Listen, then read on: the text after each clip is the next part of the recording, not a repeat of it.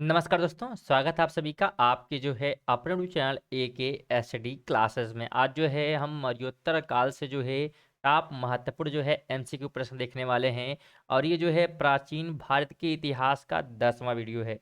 मरणोत्तर काल का नहीं, प्राचीन भारत के इतिहास का हम लोग टॉपिक वाइज जो है प्राचीन भारत का इतिहास पढ़ते हुए आ रहे हैं। इसके पहले जो है 9 वीडियो जो अपलोड कर ली गई है। इसके पहले की वीडियो जो है मौर्य काल था। अगर आप लोग नहीं दिखे हैं तो डिस्क्रिप्शन में लिंक है हिस्ट्री का, जहाँ से विजिट करके जो है आप उसे पढ़ सकते हैं। तो ये हमारा 10वां वीडियो है प्राचीन भारत के इतिहास के, जो हम मरणोत्तर काल पढ़ेंगे और टॉप महत्वपूर्ण प्रश्न पढ़ने वाले हैं। और इससे बाहर एक भी प्रश्न आपके नहीं जाएंगे, क्योंकि यहाँ पे अगर आप पहले से हमारी वीडियो देखते हैं तो आपको पता होगा एक्सप्लेन भी किया जाता है। इसमें एक भी प्रश्न क्या है आपका छूटने वाला नहीं है। तो वीडियो को जो है शुरू से अंत तक देखिएगा, आपका एक भी प्रश्न नहीं छूटेगा। चलिए, अगर हम बात करें पहले प्रश्न की, तो पहला प्रश्न है कि प्राचीन काल के जो है भारत पर आक्रमण के संबंध में निम्नलिखित में से कौन सा एक सही कालानुक्रम है। यानी आपसे क्रम से यहाँ पे क्या करना है, व्यवस्थित करना है।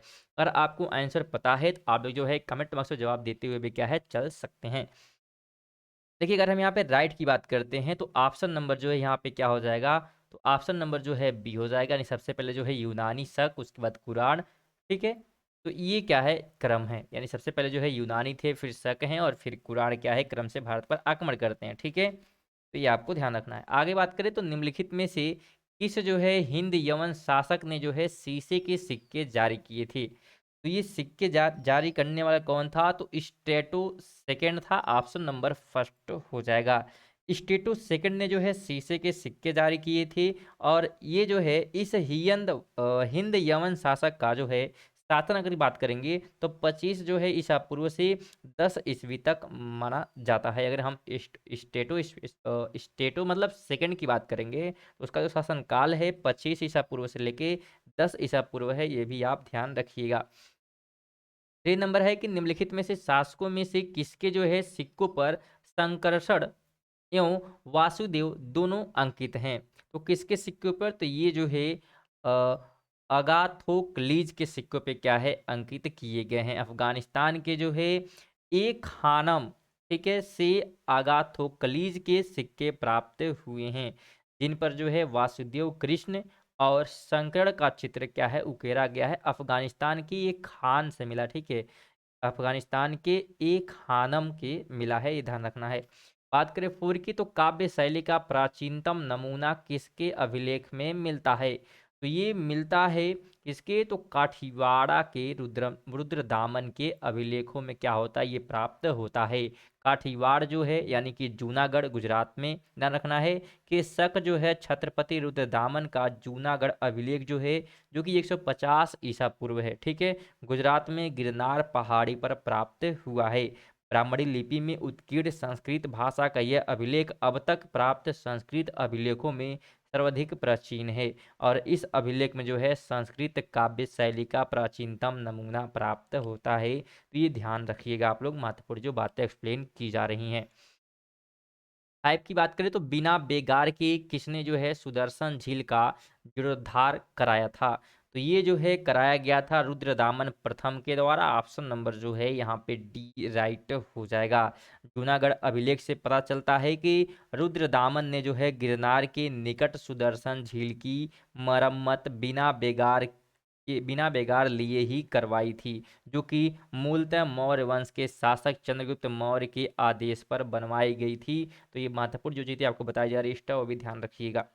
बात करें सिक्स की, तो यहाँ पे मैच द कॉलम है। ऐसे प्रश्न देखते हैं बहुत सारे बच्चे क्या करते हैं, वीडियो स्किप कर देते हैं। तो आपको स्किप नहीं करना है, आपको चीज़ें सीखनी है। ठीक है, यहाँ पे देखिए, यहाँ पे शासक दिया गया है, सूची वन की बात करते हैं। और यहाँ पे जो है एक प्रकार से उनका जो कौन सा जो है वंश था, तो वो यहाँ पे वंश दिए गए हैं। तो अगर यहाँ पे मैच करें हम, पहला जो है हमारा अगर हम बात करें तो डोमेट्रियस की अगर हम बात करेंगे तो इसका जो है हिंद यमन, ठीक है, थ्री में चला जाएगा। रुद्रदामन की अगर हम बात करते हैं तो शक में चला जाएगा, यानी कि फोर्थ वाले में। और अगर हम बात करें गोंडा फर्नीस के बारे में, तो ये जो है पल्लव वंश हो जाएगा। और अगर हम बात करें भीम की, तो ये क्या हो जाएगा, कुषाण का शासक हो जाएगा। ऑप्शन नंबर सेकंड चला जाएगा। यानी हम राइट आंसर की अगर यहाँ पे बात करते हैं तो ऑप्शन नंबर क्या हो जाएगा, तो सी हो जाएगा। ठीक है, यानी 3, 4, 1 और 2। सेवन की बात करें तो कार्दमक छत्रपटों में निम्नलिखित में से किस धातु में जो है अति दुर्लभ सिक्के प्रचलित किए गए हैं। तो किस जो है धातु में, तो यहाँ पे अगर हम राइट की बात करेंगे तो ताम्र धातु में ऑप्शन नंबर जो है ए यहाँ पे राइट हो जाएगा। ध्यान रखने वाली बातें क्या हैं, तो कार्दमक वंशी शासकों की मुद्राओं को दो बड़े वर्गों में क्या है विभाजित किया गया है, किया जाता है। प्रथम वर्ग के जो है अंतर्गत उन रजत मुद्राओं को रखा जाता है जो छह रातवंशी रजत मुद्राओं की निरंतरता का आभास करते हैं, और द्वितीय वर्ग के अंतर्गत जो है पुटीन निर्मित सिक्कों को रखा जाता है। कार्दमक शासक जो है चस्टन ने रजत एवं ताम्र दोनों धातुओं की मुद्राएं चलाई। प्रश्न में जो है अति दुर्लभ सिक्कों के बारे में पूछा गया है, इसका सही उत्तर जो है ताम्र होगा, क्योंकि कार्दमक छत्रपोतों ने जो है ताम्र की बहुत कम मुद्राएं चलाई थी। तो ये ध्यान रखना है। बात करें ईंट की, तो उत्तरी तथा उत्तरी पश्चिमी भारत में सर्वाधिक संख्या में तांबे के सिक्कों को जारी किया था। तो किसने जो है जारी किया था, तो ये जारी करना जो है कुषाण है। ऑप्शन नंबर जो है बी यहाँ पे राइट हो जाएगा। ठीक है। प्रश्न का ध्यान रखना है कि यहाँ पे सबसे अधिक जो है सिक्के कुषाण शासक जारी करते हैं, और उत्तर पश्चिम भारत में जो है स्वर्ण सिक्कों का प्रचलन जो है इंडो ग्रीक हिंद यमन राजाओं ने करवाया था। तो ये भी ध्यान रखिएगा। जबकि इन्हें नियमित एवं पूर्ण रूप से प्रचलित करवाने का श्रेय जो है कुषाण शासकों को जाता है, और कुषाण शासकों ने जो है स्वर्ण एवं ताम्र दोनों ही प्रकार के सिक्कों को व्यापक पैमाने पर प्रचलित किया। तो ये ध्यान रखिएगा। बात करें 9 की, तो निम्नलिखित में से किस शासक को जो है सर्वप्रथम सोने के सिक्के जारी करने वाला श्रेय दिया जाता है। सोने के सिक्के जारी करने का श्रेय दिया जाता है किसको, तो ये जो है दिया जाता है बिम जो है, ठीक है, बिम कडफिसेस को। ऑप्शन नंबर बी जो है राइट होगा। नाम आपको ध्यान रखना है। कुषाण शासकों में जो है बिम कडफिसेस ने जो है सर्वप्रथम सोने के सिक्के जारी किए थे, ये ध्यान रखना है। 3 की बात करें, तो निम्नलिखित में से किसने जो है भारत में स्वर्ण सिक्कों का प्रचलन नियमित उपयोग के लिए किया था। तो ये जो है किया गया था बिम जो है कडफिसेस के द्वारा। ऑप्शन नंबर जो है ये यहाँ पे राइट हो जाएगा। कुषाण वंशीय बिम जो है कडफिसेस, तो पूछ सकता है किस वंश के हैं, तो कुषाण के ध्यान रखना है, जो कि कनिष्क प्रथम का पिता था। किसका पिता था, तो जो कनिष्क प्रथम का पिता भी था, ने जो है भारत में स्वर्ण सिक्कों का प्रचलन नियमित उपयोग के लिए किया था। जबकि कुजूल कंडफिसेस ने जो है तांबे के सिक्के प्रचलित कराए थे। अगर प्रश्न आपसे पूछे कि प्राचीन भारत में निम्न में से किस एक ने जो नियमित रूप से सोने के सिक्के चलाए हैं, तो कुषाण ध्यान रखिएगा। 11 है कि बुद्ध का, ठीक है, बुद्ध का किसके सिक्कों पर अंकन हुआ है। तो बुद्ध का जो है किसके सिक्के पे हुआ है, तो कनिष्क के। ऑप्शन नंबर जो है बी यहाँ पे राइट हो जाएगा। आगे बात करें हम, 12 है कि यौधेय सिक्कों पर किस देवता का अंकन मिलता है। तो किसका मिलता है, तो ये मिलता है कार्तिकेय का। ऑप्शन नंबर डी जो है यहाँ पे राइट हो जाएगा। बात करें 13 के, तो निम्न में से कौन सा सही सुमेलित नहीं है पूछा है। तो कौन सा सही नहीं है, तो ऑप्शन नंबर जो है सी हो जाएगा, सातवाहन और यहाँ पे स्वर, यानी कि सी नंबर जो है सही नहीं है। ठीक है। चलिए यहाँ पे एक्सप्रेशन की बात करते हैं, तो कुषाणों ने जो है व्यापक रूप से स्वर्ण एवं ताम्र सिक्के चलाए, बिल्कुल सही है। और गुप्तों ने क्या किया, स्वर्ण एवं रजत के तथा कलचुरी शासकों ने स्वर्ण रजत एवं ताम्र के सिक्के चलाए थे। अगर हम बात करें सातवाहनों को, तो सातवाहन शासकों ने स्वर्ण सिक्के नहीं चलाए हैं, ये ध्यान रखना है। उन्होंने जो है रजत ताम्र और शीशे एवं प्रोटीन के सिक्के जारी किए, इसलिए ऑप्शन नंबर सी क्या है, गलत है। सातवाहन ने क्या सिक्के जारी किए हैं, तो उनके द्वारा जो है रजत ताम्र शीशे एवं प्रोटीन के सिक्के जारी किए गए हैं, ध्यान रखना है। 14 है कि कनिष्क की जो है सारनाथ बौद्ध प्रतिमा अभिलेख की तिथि क्या है। तो अगर तिथि की बात करेंगे तो 81वीं ईस्वी पूर्व है, ठीक है, 81 ईसा पूर्व है, ये आपको ध्यान रखना, ऑप्शन बी हो जाएगा। कनिष्क की जो है सारनाथ बौद्ध अभिलेख की तिथि 81 ईस्वी पूर्व है, और यह प्रतिमा जो है मथुरा से लाकर जो है कनिष्क के राज्यारोहण की तीसरे वर्ष क्या है सारनाथ में स्थापित की गई थी। और राज्यारोहण कब किया गया था, तो 78 ईस्वी पूर्व, ये भी ध्यान रखिएगा। अगर आपसे क्वेश्चन करे कि कुषाण शासक कनिष्क का राज्याभिषेक किस सन में हुआ, तो 78 ईसा पूर्व। किसका, तो कनिष्क का राज्याभिषेक। बात करें 15 की, तो शक संवत कब प्रारंभ किया गया, तो शक संवत जो है प्रारंभ किया गया है 78 ईसा पूर्व। कब? 78 ईसा पूर्व, ध्यान रखिएगा। जैन ग्रंथों के अनुसार जो है विक्रमादित्य 57 ईस्वी पूर्व की बात करें, विक्रमादित्य का जन्म की बात करते हैं, तो जो है 57 ईस्वी पूर्व के उत्तराधिकारी को जो है 135 विक्रम संवत में शकों ने पराजित कर इसके उपलक्ष्य में जो है शक संवत चलाया था। और इस प्रकार इसकी प्रारंभिक तिथि जो है 135 से 57 यानी कि 78 ईसा पूर्व आती है। अधिकांशतः जो है इतिहासकार ने है कुषाण शासक कनिष्क को इसका प्रवर्तक माना जाता है, तो ये भी ध्यान रखिएगा। बात करें 16 की, तो एक जो है चालुक्य अभिलेख के तिथि अंकन में शक संवत का वर्ष 556 दिया हुआ है, इसका तुल्य वर्ष है। अगर हम तुल्य वर्ष की बात करेंगे तो यहाँ पे ऑप्शन नंबर डी हो जाएगा, यानी कि 634 ईस्वी। ठीक है, शक संवत का प्रचलन जो है कुषाण वंशीय शासक कनिष्क ने 78 ईस्वी में किया था। और यदि शक संवत में 556 अंकित है तो यह ईस्वी सन में जो है यानी कि 556 प्लस 78 करेंगे। ठीक है, यानी जितना सन रहेगा उसमें क्या करेंगे, ऐड करेंगे। शक संवत कितना, तो 78 में स्टार्ट हुआ था, तो 78 ऐड करेंगे तो क्या मिलेगा, सन मिल जाएगा, यानी कि 634 मिल जाएगा। तो आपको पता चल गया कि कैसे हम निकाल सकते हैं, ये भी पता होना चाहिए था। 17 की बात करें तो निम्नलिखित में से कौन सा वर्ष जो है दिसंबर 2009 में शक संवत का वर्ष होगा। दिसंबर 2009 की बात की जा रही है, तो इसमें कौन सा होगा, तो ऑप्शन नंबर ए हो जाएगा, यानी कि 1931। ठीक है, दिसंबर जो है 2009 में शक संवत वर्ष अगर बात करेंगे तो 2009 में क्या करेंगे, यहाँ से हम माइनस करेंगे 78। ठीक है, यहाँ से क्या करेंगे, हम माइनस करेंगे, तो आएगा क्या, तो 1900 जो है 31 आ जाएगा यहाँ पे। ठीक है, ज्ञात होगा, क्योंकि ध्यान रखना है कि ग्रोगरियल कैलेंडर में, ठीक है, ग्रोगरियन कैलेंडर में और शक संवत में जो है अंतर समानतः 78 वर्ष का होता है। कितने वर्ष का होता है, 78 वर्ष का होता है, यानी कि जनवरी फरवरी माह तथा मार्च में जो है 21 से 20 तारीख तक 77 वर्ष होता है। ठीक है, अगर हम इस डेट की बात करेंगे तो बात करें हम 18 की, तो विक्रम एवं शक संवतों में जो है कितना अंतर वर्षों में है, तो कितना अंतर है अगर वर्षों में बात करेंगे तो ये कुल अंतर जो है 135 वर्ष का है। ठीक है, विक्रम संवत एवं शक संवत में अंतर की बात की जा रही है तो 135 का अंतर ध्यान रखना है। वर्तमान कैलेंडर में जो है 57 जोड़ देने पर विक्रम संवत मिलता है, ध्यान रखिए जितनी बातें बताई जा रही हैं, यानी वर्तमान कैलेंडर में अगर हम 57 जोड़ते हैं तो विक्रम संवत मिलता है, यानी प्रारंभ 57 ईस्वी में हुआ था, किसका, विक्रम संवत। विक्रम संवत जो है प्रारंभ कब हुआ था, 57 ईस्वी पूर्व, तथा 78 घटा देने पे क्या होगा, तो शक संवत मिलेगा। 78 घटाएंगे तो शक संवत मिलेगा, अगर हम 57 जोड़ेंगे तो क्या मिलेगा, तो हमको विक्रम संवत मिलेगा, ये ध्यान रखिएगा। अर्थात 2022 में जो है विक्रम संवत क्या होगा, तो 2022 में क्या होगा, हम 57 जोड़ देंगे। या अगर हम बात करें, अगर 2000 ये चल क्या चल रहा है, 24 चल रहा है, 24 में क्या करेंगे, 57 जोड़ देंगे तो क्या शक समझ आएगा, कमेंट बॉक्स में बताएंगे। यानी 2024 में 57 जोड़ने पे शक समझ जो आएगा कमेंट बॉक्स में बताना है। अगर हम बात करें यहाँ पे, ठीक है, शक संवत में क्या करना है, ध्यान समझिएगा, फिर से अगर कन्फ्यूज आप हो रहे हैं, ठीक है, फिर सुनिए।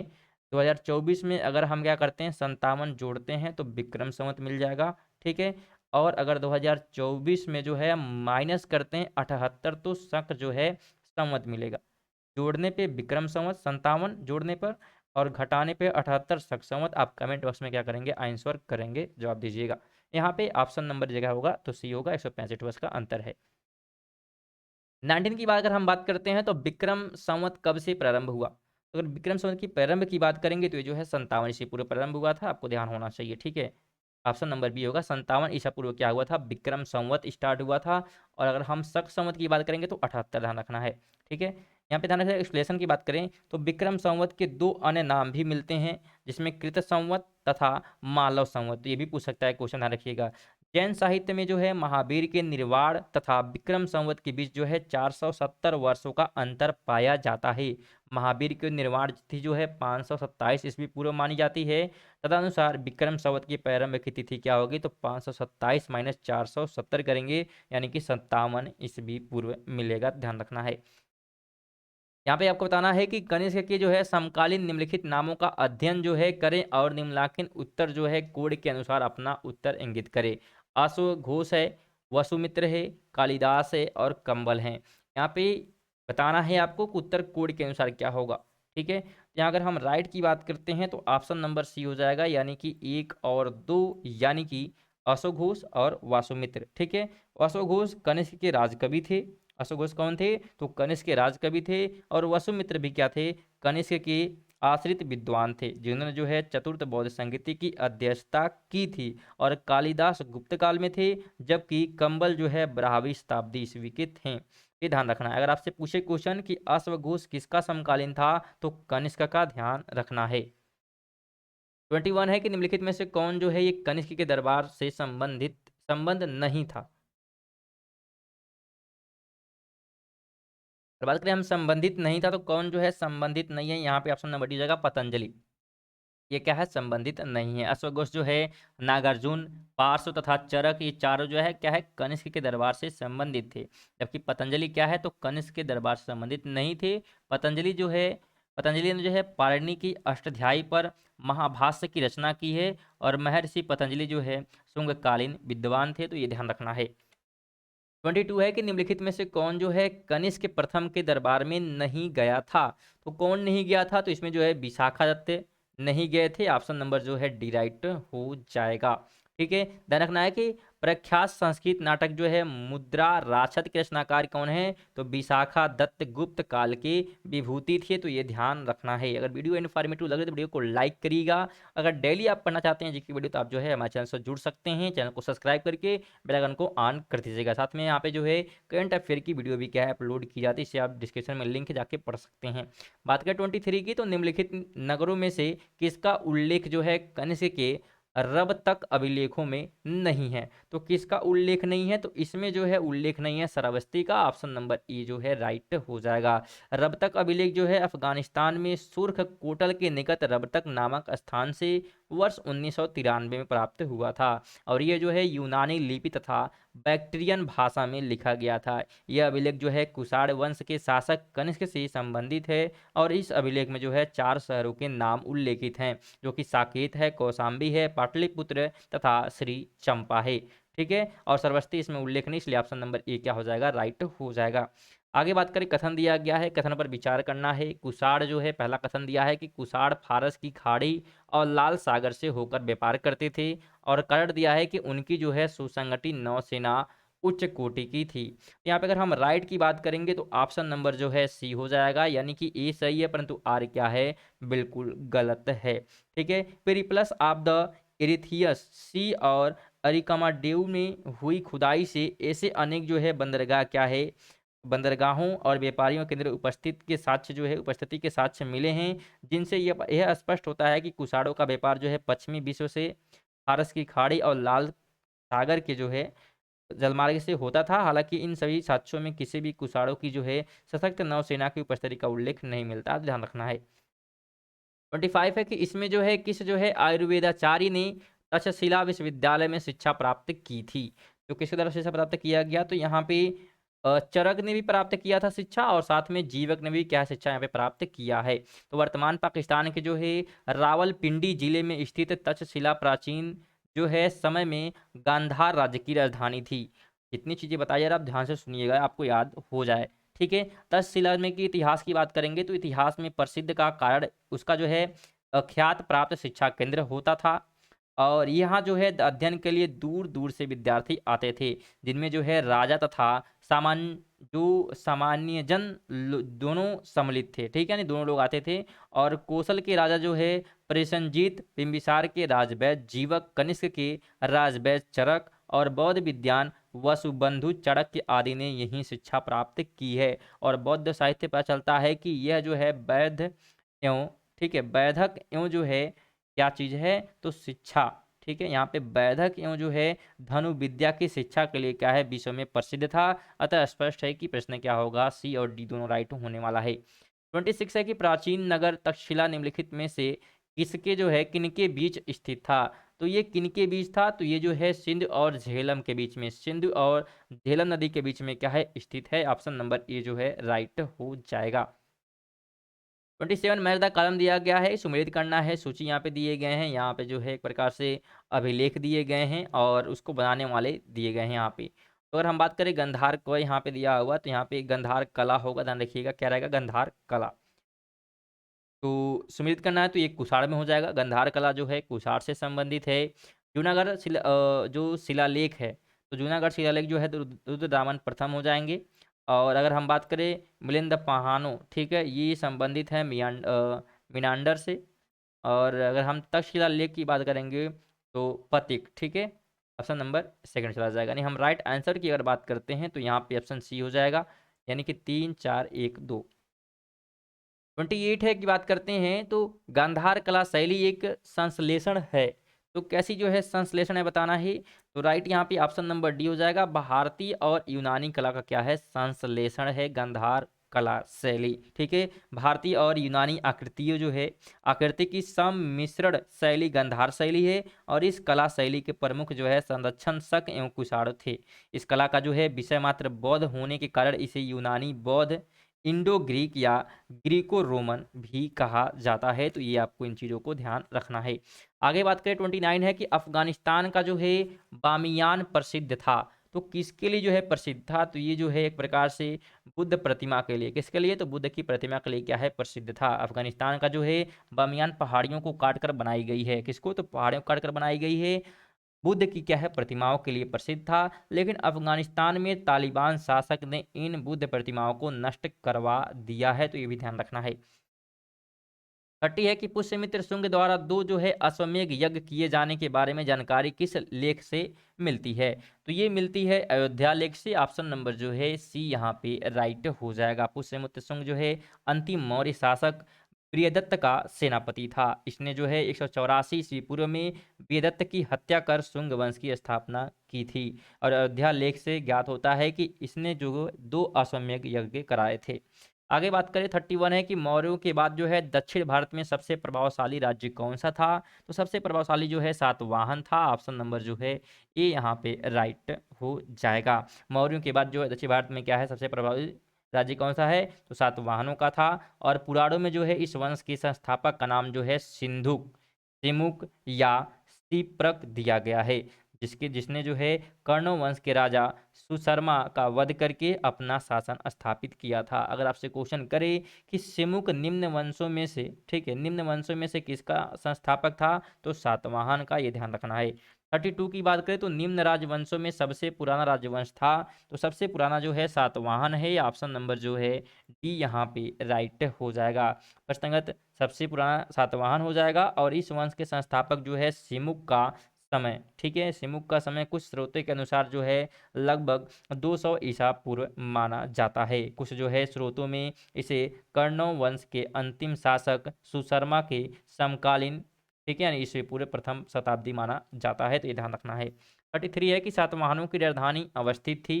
तो कहाँ पर थी सातवाहनों की राजधानी, तो ये जो है अमरावती थी। ऑप्शन नंबर ई जो है यहाँ पे राइट हो जाएगा। सातवाहनों की वास्तविक राजधानी जो है प्रतिष्ठान या पैठन में अवस्थित थी, ठीक है। ये आपको ध्यान रखना है। पुराणों में इस राजवंश को जो है आंध्र भृत्य या आंध्र जाति कहा जाता है। उनकी आरंभिक राजधानी जो है अमरावती मानी जाती है। ये आपको ध्यान रखना है। अगर आपसे क्वेश्चन करे कि निम्न में से कौन सा स्थान जो है सातवाहनों की राजधानी था, तो पहले स्टार्टिंग में क्या था, तो प्रतिष्ठान था। ये आपको ध्यान रखना है।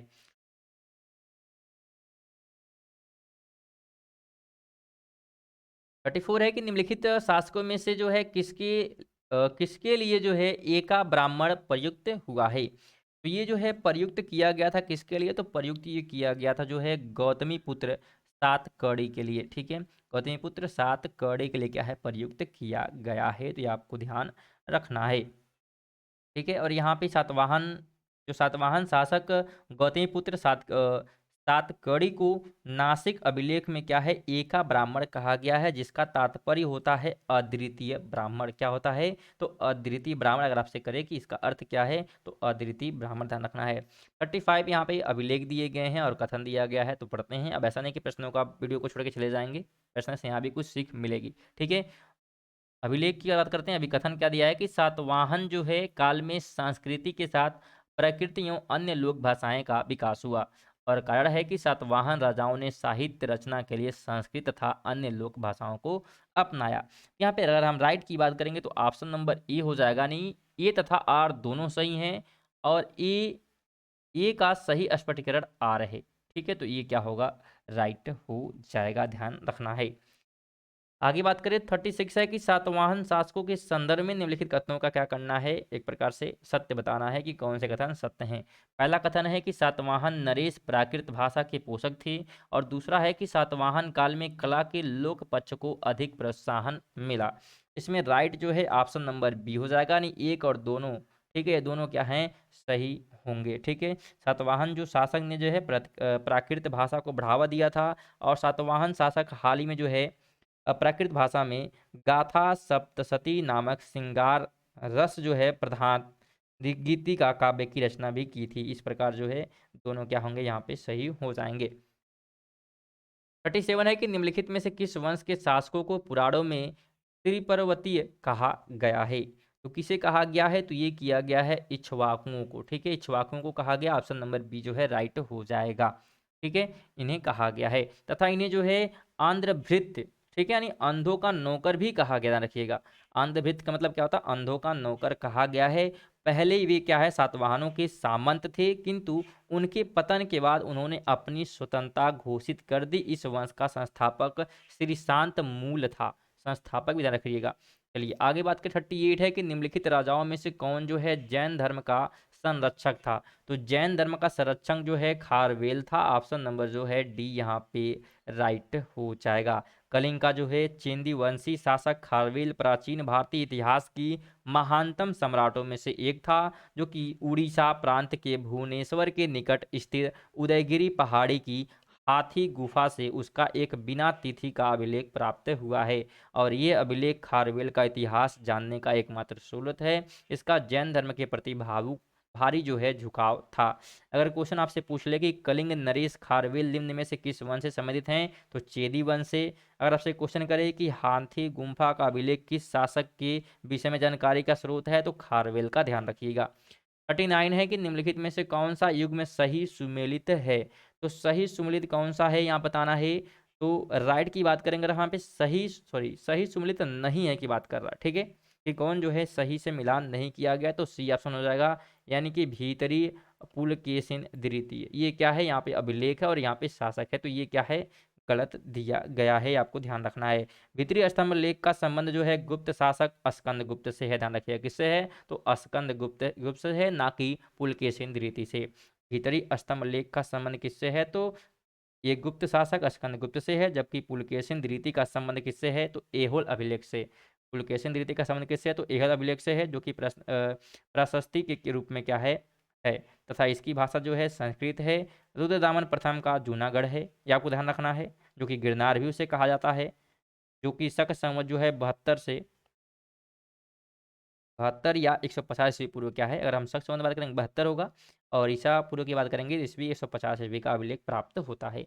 तो ये थे हमारे जो है मरणोत्तर काल से जो है महत्वपूर्ण प्रश्न, जो कि उम्मीद करेंगे आपको वीडियो अच्छी लगी हुई। वीडियो को लाइक करिएगा, साथ में आप कमेंट में बताइए कि वीडियो आपको कैसी लगी है, और आपको कैसी वीडियो क्या है, मतलब आपको जो चीज़ें बताई जा रही है उसको लिख के समझाया जाए, ऐसे बताया जाए। ठीक है, तो आप कमेंट में जरूर बताइएगा, साथ में वीडियो को लाइक करिएगा, और चैनल पर अगर नए हैं तो चैनल को जो है सब्सक्राइब करके बेल आइकन को जरूर ऑन कर लीजिएगा। चलिए मिलते हैं नेक्स्ट वीडियो, तब तक के लिए जो है जय हिंद जय भारत।